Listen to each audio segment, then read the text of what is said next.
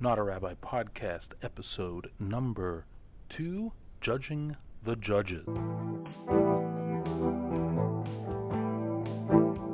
And welcome back to Not a Rabbi. And we have got an interesting podcast for you guys today, I think. It's something that is a little bit wonky, a little bit geeky, as I had mentioned in the last podcast, not technical geeky. We will not be talking about where Jews stand on the topic of GIF versus JIF. That is definitely not what we're going to be talking about, although that we might put that in as a topic for another day. But before we get to the main meat of the podcast, I wanted to take a couple of minutes and apologize for episode number 2, or actually episode number 1. Not for any of the content of it. I think the content was fine, but for the production values of it. The production values were not where I would like them to be as usually, and as a result, the sound was terrible and very poor. For whatever the reasons may be, there were reasons. The reasons hopefully are addressed and fixed, but going forward, I will do a better job of that, of making sure that it's the case. Additionally, once I did fix the problem, it got cut off after 4 minutes, which is a little bit of you can't win sometimes, but I did want to send out a thanks to those of you who did send in complaints about this and constructive criticism about this. Most notably, my wife Malki, who was the first one to let me know about the sound issue, and also my friends and denizens of the Palm Chat Discord channel. So thank you all for that. With regard to the size or the timing of the issue where it got cut off after I fixed it, I would like to thank Tom Owens for picking that up and informing me of it, and then I was able to fix it. Okay, so that is the apology that I needed to get out of the way. I will endeavor and to do better next time, and this time and all times going forward. Wanted to get to a question from a listener, and the listener, his name is Joe, and he asks a lot of questions. We're going to get to some of them today. We're going to get to others in another episode. I think that they can be separated out and deal with them. So Joe asks in this question, in this email to me, he asks, in general, what is going on with the story in Judges 11? If you don't know what is going on in Judges 11, fear not, I will give you a brief recap of it. Question number 2, was what happened in Judges 11 meant to be condoned by God? Number 3, why did the daughter tell him to go through with it?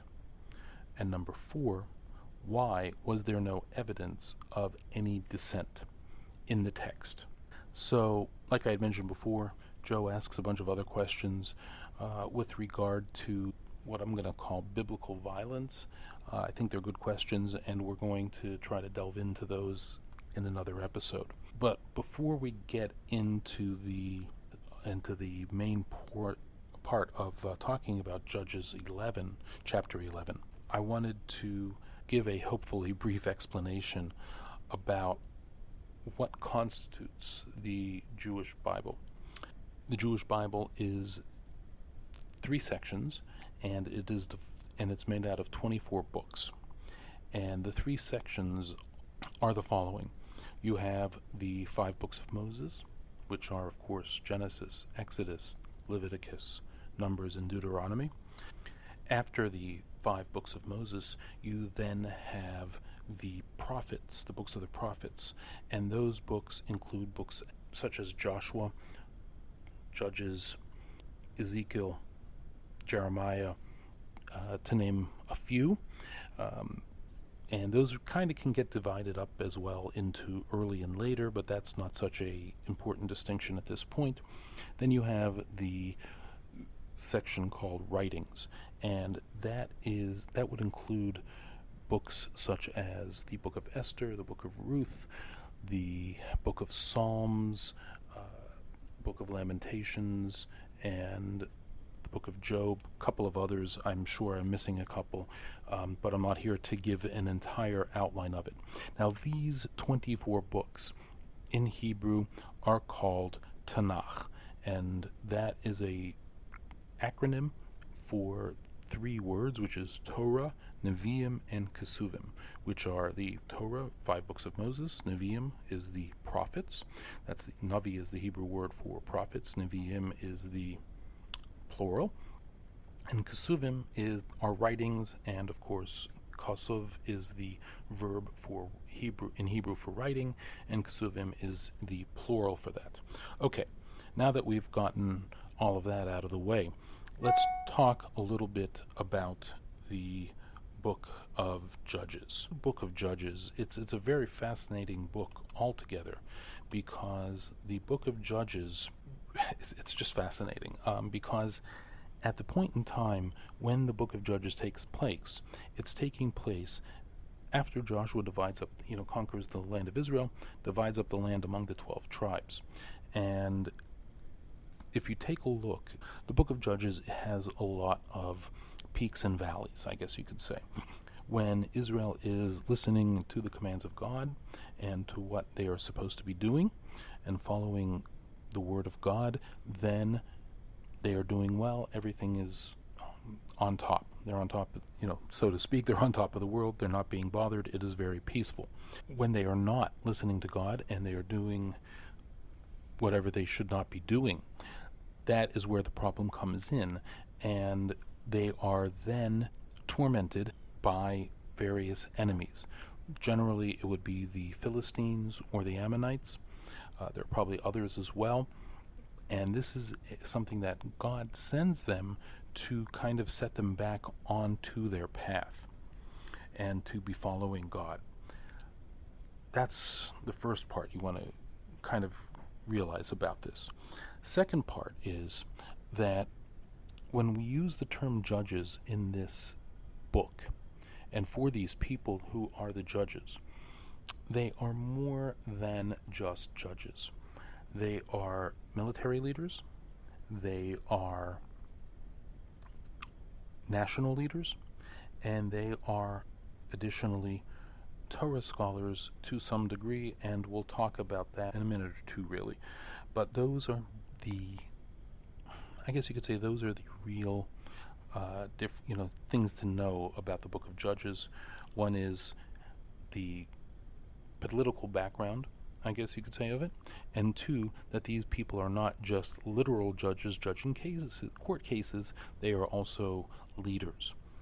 Okay, now on to chapter 11 of the Book of Judges. I happen to have a copy of it right here. I'm not going to read the entire thing lest I bore everybody to death. The 30,000-foot view, I guess you could say, of it is that we're introduced to an individual named Yiftach.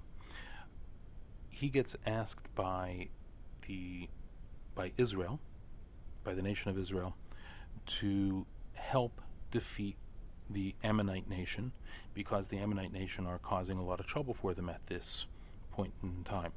Now, getting back to what I said about the leaders and the judges being Torah scholars as well, I think it's a Talmudic or Midrashic saying that says, Yiftach to his generation as Samuel is to his generation. As we know, Samuel was actually a great prophet. Book of Psalms compares him to Moses and Aaron as well in terms of his great level. And so this tells us to a degree that Yiftach was one of the greater Torah scholars of his generation. Now, that does not necessarily mean that he was a complete Torah scholar, because as we'll see, there are a lot of issues as well, and there are going to be problems. So it's just an interesting point to realize. Anyway, Yiftach agrees finally to do this, help defeat the Ammonite nation, and what he does to get additional help is that he makes a vow to sacrifice the first thing that comes out of his home when Israel wins. Of course, Israel does win. They defeat the Ammonites. What is the first person to come out of the house of Yiftach but his daughter? His daughter then, hears about this. She says to go ahead and complete the vow. He does complete the vow. And that pretty much ends off chapter 11. Again, a lot going on. We'll try to unpack it, and I really, really do hope to do some credit to the explanation of this on a Jewish perspective. Now, before we get to reviewing Joe's questions and trying to answer them, let's take a look at a couple of things I did want to talk about in terms of a little bit more background. I am very big into background and context. Helps me understand what is going on and what is being said. So the first thing to understand is sacrifice, the concept of sacrifice.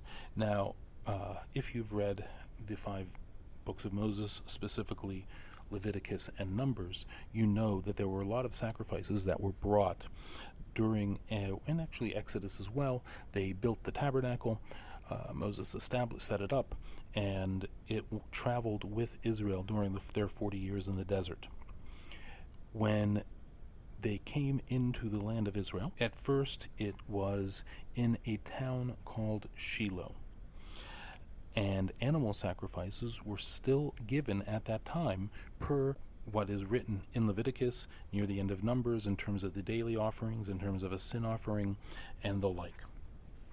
So, having sacrifices is not something that is out of the ordinary here. Next point is vows. Vows are also before a battle. Vows before a battle was something that was not uncommon. We can see there are 2 examples of this that I can think of, one in the book of Numbers, and then also in the book of Joshua before the second battle of Ai, and both of them they declared that they were not going to touch any of the booty. Anything that gets won in battle, they are not going to touch. It all goes to God. The third point I wanted to make here was the point of rabbinic interpretation. And there are many Talmudic and post-Talmudic Torah scholars who have gone and explained what the verses mean and how they should be understood. There are often times when these individuals they're completely diametrically opposed as to what this means. There's nothing wrong with that. However, I'm going to be trying to pull from some of these scholars to hopefully answer Joe's questions. Now, who are some of these? I'm going to go specifically with the some of the post-Talmudic scholars, specifically with regard to the books of the prophets. There is, of course, the main person who explained everything from the Bible through the Talmud, which is Rabbi Shlomo Yitzchaki. He goes by the acronym of Rashi. And then also there is another medieval scholar from the medieval times, I should say. It's a slight difference. It's a big difference. And that is Rabbi David Kimchi, and he actually goes by the name of by the acronym of Radak. Additionally, there's so many. I'm looking through this list here, and there are just of my commentaries, and there are so many different commentaries. Another one that I'll try to just quickly highlight is Nachmanides, who goes by the acronym of Ramban. which is, and Maimonides, of course, who goes by the acronym of Rambam, and there is a difference in terms of the accent of where the syllable is, but between the two of them, because they do sound very similar, one with an N at the end, one with an M at the end. Okay, be that as it may, and I don't want to get into too deep of a discussion about this, although as somebody that loves history, it's fascinating learning about these individuals and what they went through in life. Here, so let's answer now Joe's questions. First question, specifically about the story in Judges chapter 11, is, does God condone what happened? And the answer to that, in short, is a resounding no. God does not condone this at all.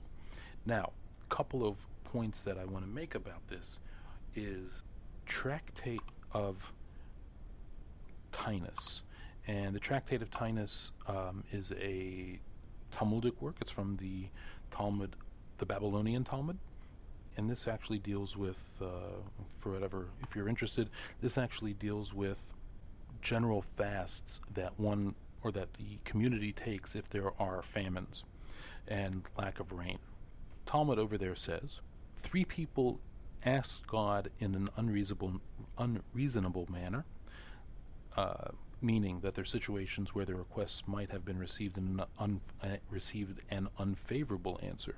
2 of them, God responded reasonably with a favorable response, and 1, God responded unreasonably. The 2 that were responded to reasonably were Eliezer, the servant of Abraham, and Saul, the first king of Israel. And that was during their battle with the Philistines and the whole story of David and Goliath. But we're not going to get into that right now. So we see here that God did not really like this, and God did not accept or want nor condone this scenario that Yiftach created for himself.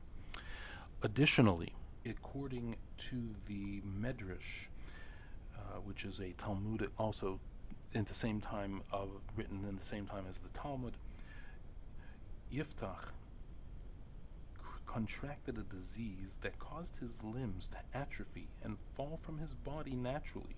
So it was as if he died in stages. The reason for that is because he made such an outstandingly colossal, stupid type of vow.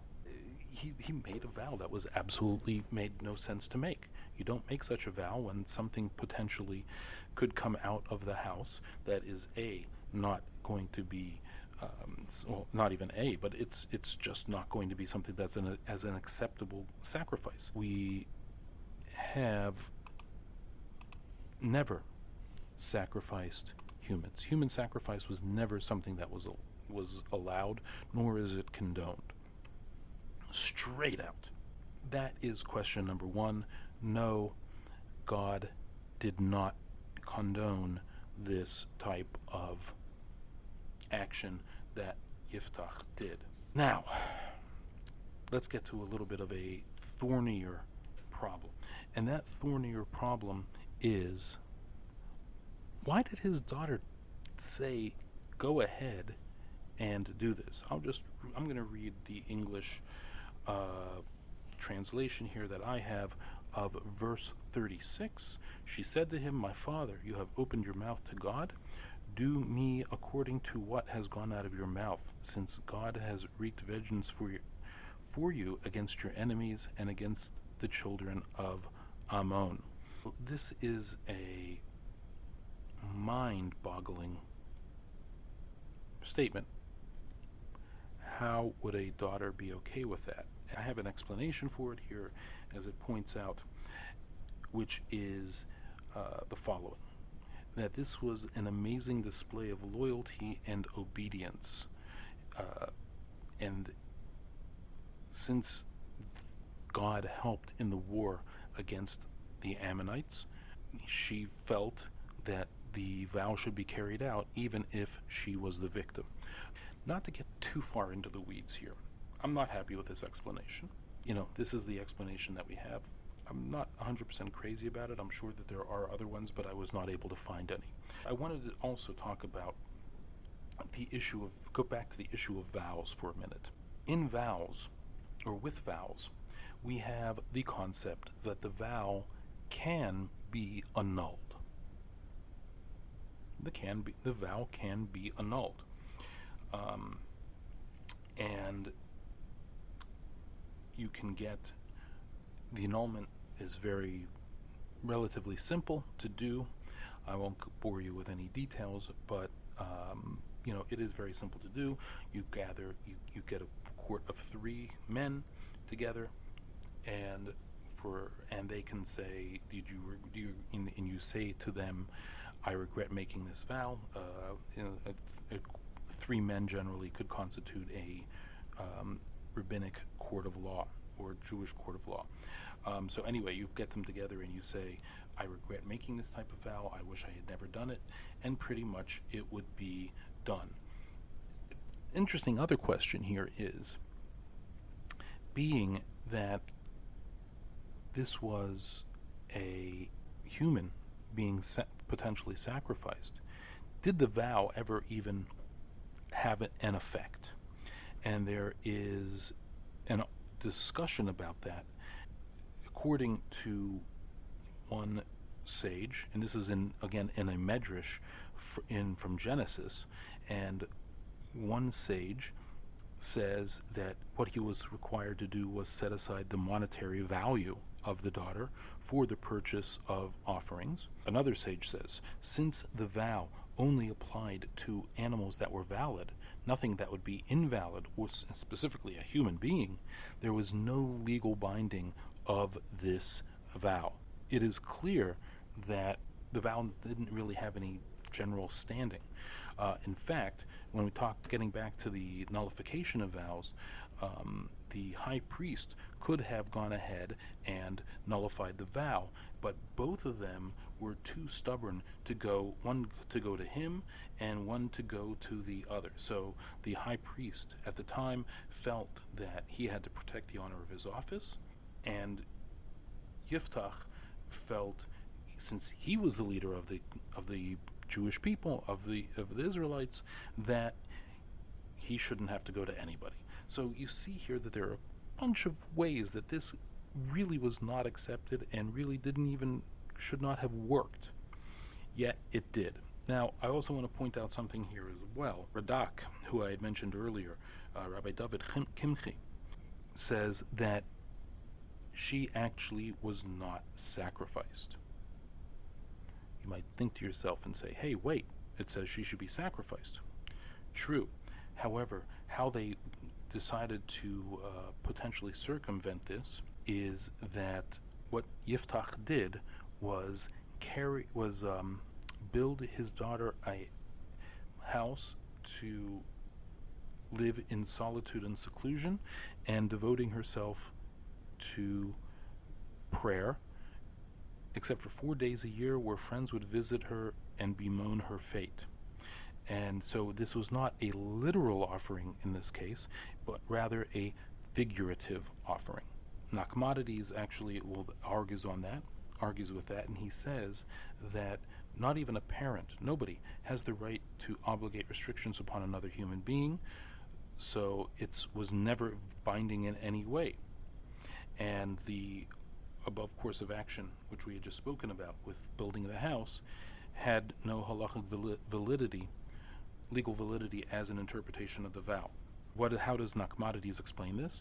That Yiftach thought, that he erroneously thought, that since he was the ruler, he was authorized to oppose his will and empowered to bring his daughter as an offering, and it was literal. So, and once again, the sages criticize him for this. So there's a couple of things over there. Now, to the last question, to the last question as to why there was no evidence of any dissent. This is a good question. I don't have a specific reason for this, although I could probably tease something out. the books of the Torah are not specifically history books with every single event and recorded. So there may have been, and there probably was, as I think we can see from what some of the commentaries have mentioned, that there was some dissent that happened. But for whatever reason, it wasn't included in the text of the actual text of the book. As to why that is, it'd be hard for me to venture to guess. I would say maybe that there is a specific lesson to be learnt from this, such as do not be hasty with making vows. Don't make promises.